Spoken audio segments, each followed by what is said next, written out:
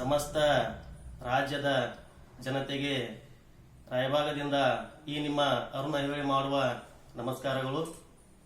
ಬಂಧುಗಳೇ, ಈಗಾಗಲೇ ನಿಮಗೆ ಗೊತ್ತಿರುವ ಹಾಗೆ ಕೊರೋನಾ ವೈರಸ್ ಅನ್ನೋದು ದೊಡ್ಡ ಭಯಂಕರವಾದಂತಹ ಒಂದು ರೋಗ ಈಗ ನಮ್ಮ ಭಾರತಕ್ಕೆ ಬಂದಿದೆ. ದಯವಿಟ್ಟು ತಾವ್ಯಾರು ನಿರ್ಲಕ್ಷ್ಯಕ್ಕೊಳಬೇಡ್ರಿ. ಯಾಕಂದ್ರ ಇದೊಂದು ಭಯಂಕರವಾದ ರೋಗ. ಈ ರೋಗಿಗೆ ಮೆಡಿಸಿನ್ ಸಿಕ್ಕಿಲ್ಲ ಇನ್ನು. ಅದಕ್ಕೆ ಈಗ ಒಬ್ಬರಿಂದ ಒಬ್ಬರಿಗೆ ಹರಡುವಂತ ರೋಗ ಇದು.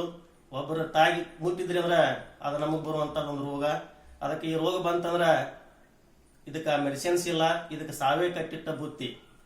ಆದ್ರೆ ಒಂದ್ ಮಾತು ಇವತ್ತಿನ ದಿವಸ ಹೇಳಕ್ ಇಷ್ಟಪಡ್ತನು, ಈ ನಮ್ಮ ರಾಜ್ಯ ಸರ್ಕಾರ ಮತ್ತು ಕೇಂದ್ರ ಸರ್ಕಾರ ಎಚ್ಚೆತ್ತುಕೊಳ್ಳೋಕ್ಕಿಂತ ಮುಂಚಿತವಾಗಿ ನಮ್ಮ ರಾಯಭಾಗದಲ್ಲಿ ಫೆಬ್ರವರಿ ತಿಂಗಳಲ್ಲಿ ಫೆಬ್ರವರಿ 1 ನಮ್ಮ ಸ್ಕೂಲ ದಶಮಾನೋತ್ಸವ ಕಾರ್ಯಕ್ರಮಕ್ಕೆ ಹುಕ್ಕೇರಿಯ ಶಟಸ್ತ್ರ ಬ್ರಹ್ಮ ಚಂದ್ರಶೇಖರ ಶಿವಾಚಾರ್ಯ ಮಹಾಸ್ವಾಮಿಗಳನ್ನ ಆ ಕಾರ್ಯಕ್ರಮಕ್ಕೆ ನಾನು ಆಹ್ವಾನ ಮಾಡಿದ್ದೀನಿ.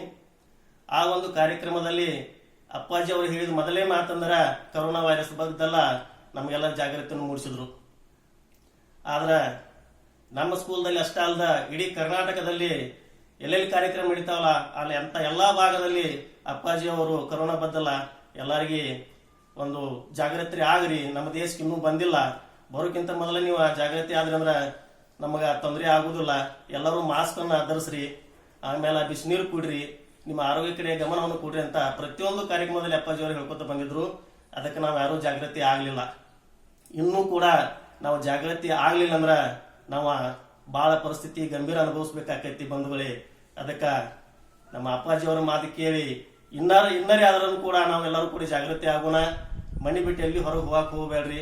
ದಯವಿಟ್ಟು ಒಂದು 15 ದಿವಸ ನಿಮ್ಮ ಮನೆಯಲ್ಲೇ ಉಳ್ಕೊಂಡ್ರಿ ಅಂದ್ರ ಕೊರೋನಾ ವೈರಸ್ ನಮ್ಮ ದೇಶವನ್ನು ಬಿಟ್ಟು ಓಡಿಸಲಿಕ್ಕೆ ಸಾಧ್ಯ ಅಂತೇಳಿ ಈ ವಾಹಿನಿ ಮುಖಾಂತರ ನಿಮ್ಮಲ್ಲಿ ಹೇಳಕ್ಕೆ ಇಷ್ಟಪಡುತ್ತೇನೆ. ನಮಸ್ಕಾರ.